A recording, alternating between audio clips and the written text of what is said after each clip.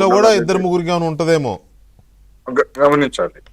అందుకనే అంత అనుభవం ఉన్నటువంటి వాళ్ళు అంత తేలిగ్గా దొరికిపోతారా అనేటువంటి సందేహం కూడా వ్యక్తం చేయడం తప్పు కాదు.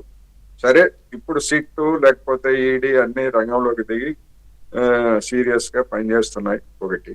రెండోది ఇంకొక యాంగిల్ ఏంటంటే నేను చెప్పదలుచుకుంది, ఇప్పుడు లిక్కర్ స్కామ్ లో వాళ్ళు పొందినటువంటిదే కాకుండా మిగిలినటువంటి రోడ్లు లేకపోతే ప్రాజెక్టులు ఇతరతర ఈ రంగాల్లో సంపాదించినటువంటి సొమ్మును కూడా మరి అదే షెల్ కంపెనీల్లో లేదా అదే విధమైనటువంటి విదేశీ కంపెనీల్లో కూడా దాచారు కదా. డెఫినెట్ గా ఉండిండొచ్చు కదా, ఖచ్చితంగా నేను చెప్తున్నా, డెఫినెట్ గా ఉంటాయి. అందుకని ఇది లిక్కర్ సొమ్ము లేకపోతే ఇది ఇంకొక సొమ్ము అనేటువంటిది ఈడీ గాని సిట్ గాని కేటగరైజ్ చేయడం అనేటువంటిది ఒక సవాలుగా మారే అవకాశం ఉందనేది మాత్రం నాకున్న అనుమానం. అవకాశం ఉంది, మీరు అన్నది ఛాన్స్ ఉంది. ఆ ఛాన్స్ ఉంది. ఎందుకు అంటే అంత అనుభవం ఉన్నటువంటి వాళ్ళు రెండోది అధికారం కోల్పోయి ఏడాది దాటిన తర్వాత ఇప్పటి వరకు లెక్కలన్నీ సరి చేసుకోకుండా ఉంటారా అనేటువంటిది కూడా జనంలో ఉన్నటువంటి అనుమానాలు. సరే, ఏమైనప్పటికీ ఎవరి అనుమానాలు ఎట్లా ఉన్నా లేకపోతే ఎవరి ఆశలు ఎట్లా ఉన్నా గానీ ఒక ప్రయత్నం జరుగుతూ ఉంది. ఆ ప్రయత్నంలో ఇంకా నేను అనుకోవటం ఇంకా చాలా దూరం ప్రయాణిస్తే గాని ఆ కింగ్ పిన్ ఎవరు అనేటువంటిది దొరికేటువంటి అవకాశాలు లేదు.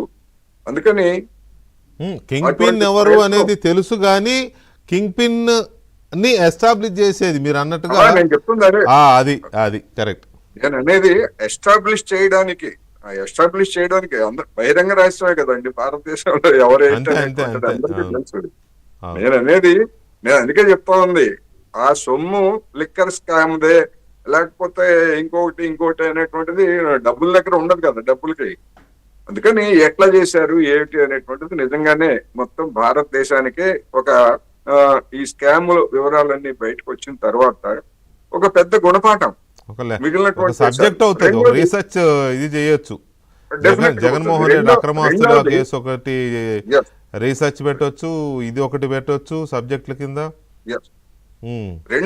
రెండోది నా పాయింట్, ఇంకో పాయింట్ ఏంటంటే ఇప్పుడు ఈడీ అనేటువంటిది ఎప్పుడు రంగంలోకి వస్తుంది అంటే ఒక క్రిమినల్ కేసు నమోదైన తర్వాత మాత్రమే ఈడీ రంగంలోకి వస్తుంది. కానీ షెల్ కంపెనీల మీద అది ఎప్పుడు ఒక కన్ను వేసే ఉంటుంది. మరి ఎందుకని గడిచినటువంటి 5 సంవత్సరాల్లో కేంద్ర ప్రభుత్వ ఆధ్వర్యాన్ని నడిచేటువంటి ఆ సంస్థ నిద్రపోయిందా లేకపోతే చూసి చూడనట్టు వదిలేసిందా?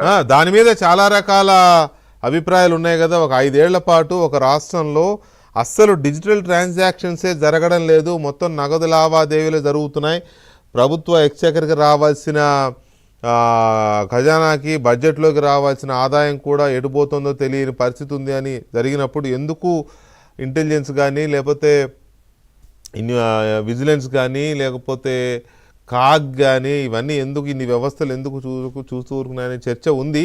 ఎనీవే చూద్దాం ఇప్పుడు ఏం జరుగుతుందో. Thank you very much Koteswararao, అలాగే పట్టాభి గారు, థ్యాంక్ యూ వెరీ మచ్ అండి చర్చలో పాల్గొన్నందుకు.